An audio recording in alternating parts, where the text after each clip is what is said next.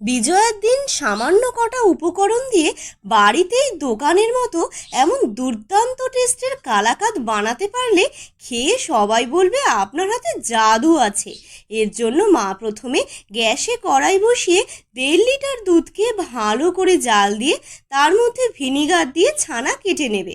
এবার ছানাটাকে ঠান্ডা জলে ধুয়ে জল ঝরিয়ে একটা শুকনো পাত্রে কিছুক্ষণ রেখে দেবে। আর অন্যদিকে গ্যাসে কড়াই বসিয়ে 500 ml দুধ জাল দিয়ে স্বাদ মতো চিনি মিশিয়ে খুব ঘন করে ফুটিয়ে নেবে।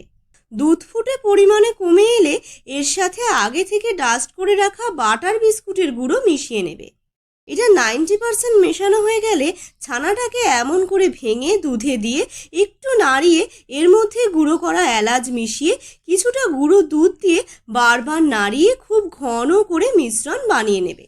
এবার মিশ্রণটা ঠিক এমন করে আঠালো হয়ে গেলে একটা থালায় ঘি মাখিয়ে তার মধ্যে ঢেলে খুন্তিতেও কিছুটা ঘি মাখিয়ে এভাবে গোল করে সেট করে ফ্রিজে রেখে ঠান্ডা করে নিয়ে একটা ছুরিতে ঘি লাগিয়ে এমন চৌকো করে কেটে নিলেই তৈরি হয়ে যাবে বিজয়া দশমী স্পেশাল এই কালাকাঁদ রেসিপি।